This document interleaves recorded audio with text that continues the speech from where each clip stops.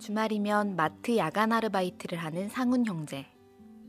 고된 일과의 끝 아침이 밝아오면 어김없이 그가 향하는 곳이 있습니다. 바로 영안교회 유치부실인데요. 유아교육과인 전공을 살려 아이들을 가르치고 사랑으로 섬깁니다. 교회에 출석한 지 이제 겨우 1년. 새내기 신자 상훈 형제는 어떻게 예수님을 만났을까요?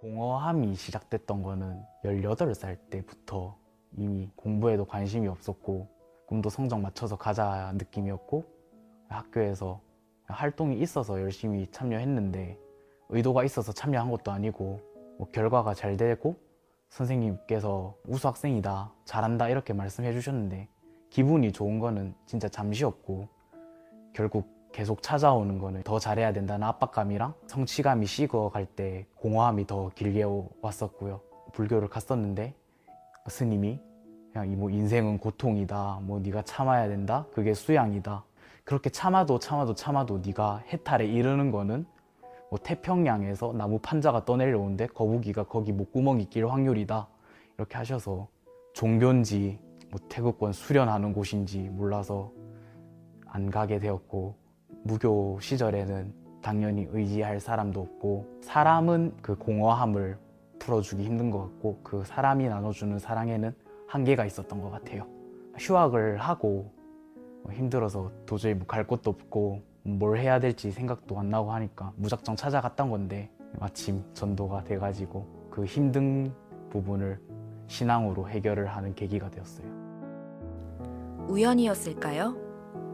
공허한 마음을 달래기 위해 모교를 찾은 상훈 형제에게 뜻하지 않은 만남이 기다리고 있었는데요. 고등학교 2학년 담임선생님과의 재회는 상훈 형제의 인생을 180도 바꿔놓았습니다.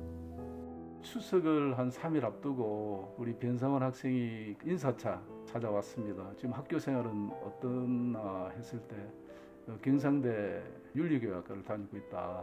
경성대학이 미션스쿨이고 그래서 혹시 기독교에 대해서 관심이 있느냐 물어보니까 1학기 때 때마침 그 토마스 아퀴나스를 자기가 조사해서 발표하는 그런 기회가 있었다. 그러면 그 기독교에 대해서, 예수님에 대해서 혹시 알고 싶지 않느냐라고 물어봤을 때 선생님이 인도해 주시면 교회를 나가보겠습니다라는 그런 대답을 하더라고요. 그래서 제가 한번 선생님이 연락을 주겠다. 연락을 하니까 선뜻 그럼 토요일 날 우리 교회를 찾아오겠다. 그래서 우리 교회 앞에서 만나서 교회에 한번 초대를 했죠.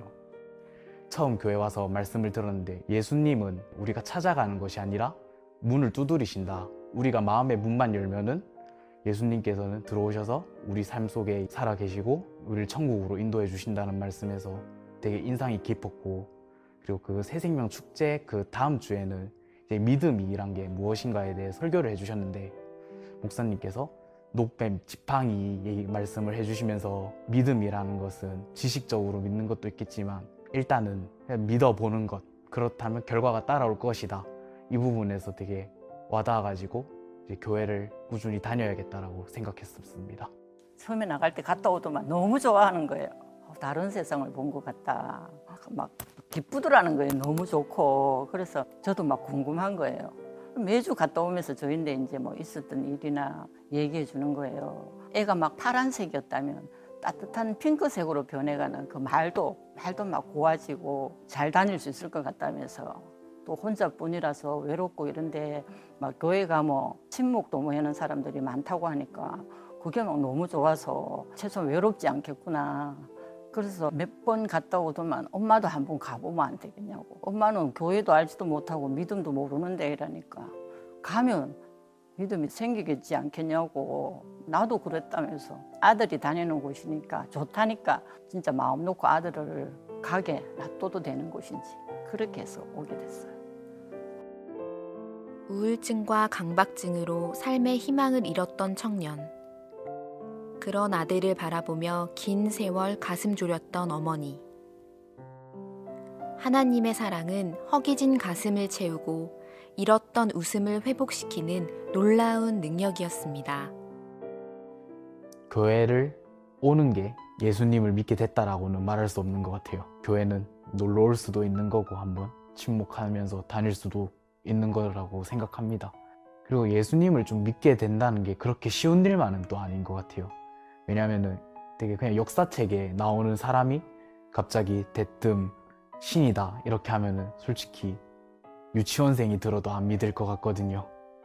근데 제가 그 예수님이 그리스도고 신이다라는 걸 믿게 된 이유는 도저히 해결할 수 없었던 것들이 뭔가 그 그리스도를 통해서 해결이 되는 걸 보고 진짜 예수님 계시구나, 나를 보살피시구나 라는 걸 되게 느끼게 됐었는데 1년 전쯤만 해도 제가 이렇게 앞에서 말을 한다는 거, 그리고 사람을 만난다는 거, 또 바깥에서 나가서 논다, 그러니까 이런 거는 좀 약간 상상할 수가 없었어요.